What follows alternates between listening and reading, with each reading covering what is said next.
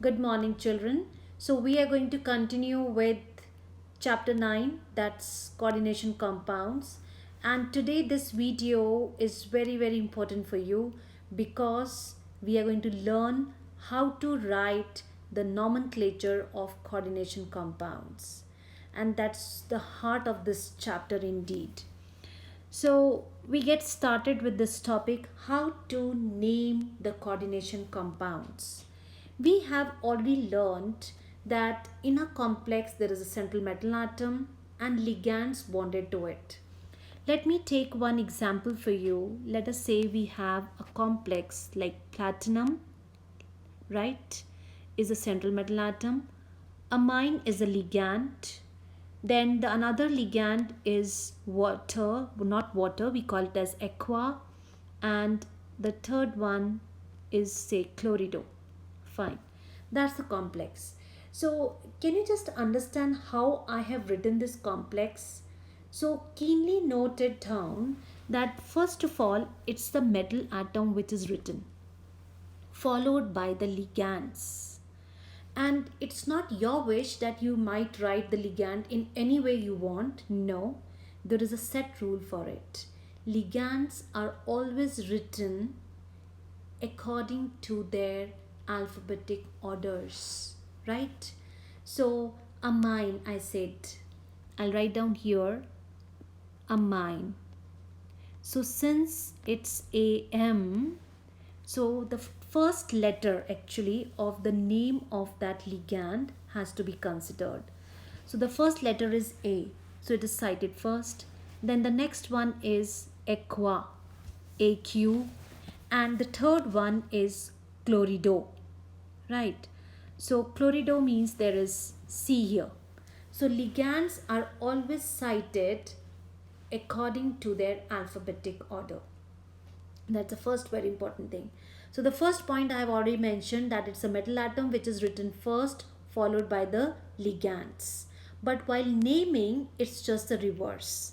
The ligands are named before writing the name of the metal atom. I repeat, while writing the formulae of the compounds, it's the metal atom which is written first, followed by the alphabetic order in which we write the ligands. But while naming the complex, we have to first name the ligands and then only we can write the name of the central metal atom. That's very important to note down. Okay, now the next important thing is when the ligands are written, they are always written in alphabetic order. That I have already discussed with you. And one very important thing to be noted down again, the alphabetic order means the first letter of their names has to be considered. The third very important point is in case of monodentate ligands, that means they are going to have one coordinating atom. If their number is more than one, we have to use the prefix like di, tri, tetra and so on. Let us say in this example, what is the number of amine here? Obviously it's 1. What is the number of aqua molecules present? 1 again. But if you see chlorido, we have 2 atoms. So I'm going to fit here di, the prefix as di, which signifies the number of atoms or the molecules of that particular ligand. So that's another very important thing to be noted down. Okay, next important thing is in case of polydentate ligands, like we have learned EN, ethylene diamine. In its name itself, it has di. Okay, so we can't use di, tri prefix in such cases. In such cases, if the number is more than 1, then we don't use the prefix as di, tri. Indeed, we use bis, tris and so on. Bis signifies 2 atoms, tris signifies 3 atoms.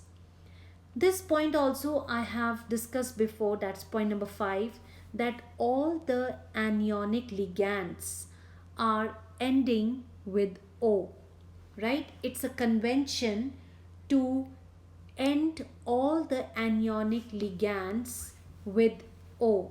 For example, sulfate. It is called as sulfato. If it is chloride, it is called as chlorido.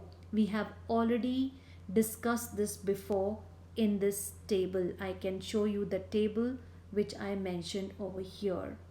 Fine. So you can see very clearly they all anionic ligands ending with O. Next important point to be noted down here is some ligands have a specific name. This also I have discussed before in my video. Like for example, NH3, it's called as amine. It's not called as water, H2O. It's aqua or aqua also you can use. CO is called as carbonyl and NO is called as nitrosyl. So that's another very important point. Next important thing is whenever we write a complex, it's a convention to first write cation followed by anion. Indeed, in some cases, usually you have seen the complex to be a cation and ionizable ion as an anion, but it's not a hard and fast rule. In some cases, you have also learned, for example, K4FeCN6. In this case, the complex itself is an anion and ionizable ion is your cation. So by convention, first cation followed by anion. So that's very important point. And in such cases where the complex acts as anion, as for example here, this entire complex means the coordination complex, the coordination sphere I'm talking about, what is written within the square brackets. If that stands as anion, then the name of your central metal atom has to be ending with 8. So for example, here it is iron, so we will name it as ferrate. So by looking at the name itself, like suppose here I could see 8, I can understand that the complex is anion and ionizable valency is your cation. So that's very important to understand. Next important thing is the oxidation state. This also we learned how to calculate the oxidation state of the central metal atom. And the oxidation state I mentioned before also, it is always written in Roman numerals. We'll be doing few examples, then you will get an idea about it. And the counter ion, that means the ionizable ion which I'm talking about, that could be a cation or anion. As I said, if it's cation, it's cited first. If it's anion, then it's cited after the coordination complex. So hopefully these rules are clear to you. Let us understand how to work out with nomenclature by taking few examples. Now right over here, I have given the example of K4FeCN6. Okay. Now how to name it? First of all, looking at the complex, I understood that K means potassium, right? It's written before complex. That means my complex is anion. So I have to make sure that the name of the central metal atom has to be ending with 8. Fine. Now let's get started. And first of all, you should always keep this point in mind, that it's always the cation which is written first followed by anion. So while naming also, we have to first name cation and then anion. Therefore, we wrote potassium here first. Now in the coordination sphere, I told you it's the ligands which are named before the metal atom. Though in their formula writing, we write ligands after the metal atom. But while naming, it's just the reverse, right? So we have used the word cyanide here, and you can use it cyanide, but by convention, we should not use it cyanide. We should call it as cyanido. We should use what? O by dropping E. That's the convention. So we will mark the name of ligand as cyanido. Hexa. The word hexa, it's a prefix. because it signifies 6. That means 6 molecules of cyanido is present here. Then the metal atom. The metal atom is iron, but I'm going to name it as ferrate. This I've already mentioned. Since it was an anion, therefore I have to make sure that its name ends with 8. Now, how to find the oxidation state? Oxidation state, I told you, is of central metal atom. And let me just show you this example. Now it's K4FeCN6. Now what should be the charge on this complex? The charge on the complex should be -4, because each potassium has plus charge and there are how many atoms of potassium? 4.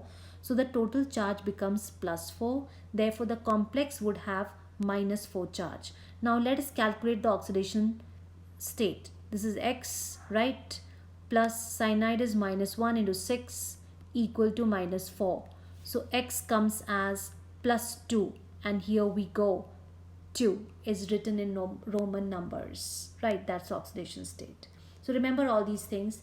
Next example we'll consider again over here, nickel CN4, and the charge is already given to you, and here ionizable valency or ionizable charge is not given to you. So fine enough, leave it. So here I'm going to begin with ligand. It's tetra because it's 4. Cyanido, I know already, I have shared here also.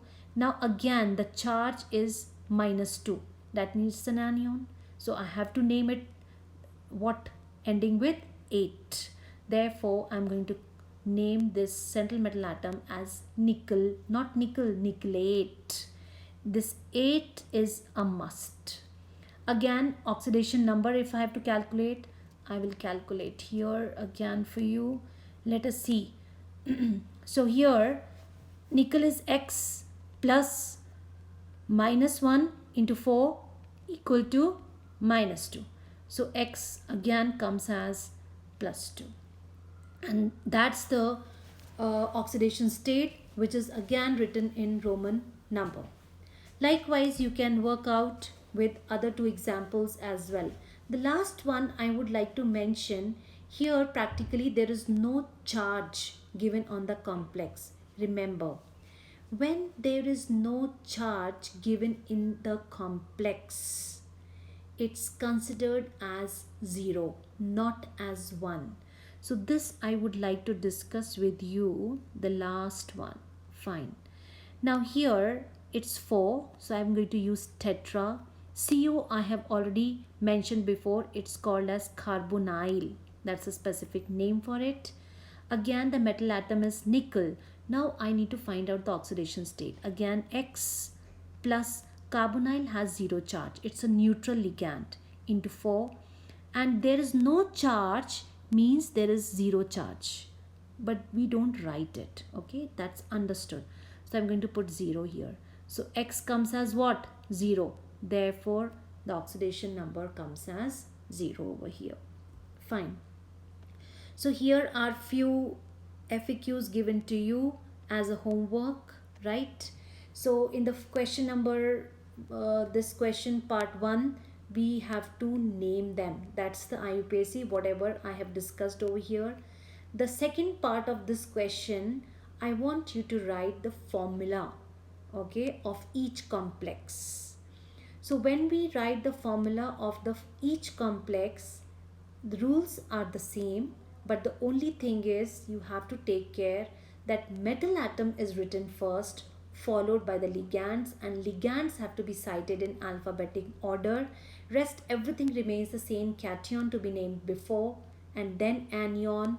Oxidation state also we have to mention in the nomenclature, but while writing the formula we have to mention the charges as per the oxidation states given. Okay, so I will write one for you over here, then you can work it out. Let us take this example. Tris ethane 1,2 diamine chromium 3 chloride. Now this ethane 1,2 diamine is basically your ethylene diamine. That's the common name. So that's the IUPAC name which we have to use while writing the nomenclature, right? So that's the IUPAC name for ethylene diamine. So that's ethane 1,2 diamine. So don't get confused with this. Now, can you understand why we have used the prefix tris here? Because in its name it was already di. So tris signifies that there are three molecules of En present in this complex. And what did I tell you? While writing the formula of the complex, it's first the metal atom. So I'm going to write chromium here. After that comes your ligands. What is a ligand here? En. I can abbreviate it, okay? And I'm going to use it as 3. So here I move on and it becomes this complex for me. Now it's chloride. So the last word which is written, that's the ionizable valency. So I'm going to write chloride here. But I don't know how many atoms of chloride is present as ionizable valency. Therefore, what I'm going to do in this case, I have to first calculate the charge on the complex. How can I do that? The oxidation state of chromium is +3. Okay. En is neutral. So I'm going to write 0 into 3. What is the total sum coming up? 3 plus 3. That means the charge on the complex is +3. And I know each chloride, now I'm not going to call it as chlorido, okay? Chlorido is when it is acting as a ligand. Now here I have to use the word chloride, which signifies it to be a counter ion. Fine. So it has a -1 charge. But I told you the total charge on the cation should be equibalanced by anion. Therefore, I have to use 3 here. So the number of counter ions present over here are 3. And then there is no need to put this charge over here. So this is how we write the formula of a complex. And this calculation you need to do as a rough work. So with this, I come to an end of nomenclature and writing the formulae of various complexes, and this is your homework, right? So you're going to work it out and get back in the next lecture. So stay blessed, be happy. We'll meet in the next lecture. Thank you all.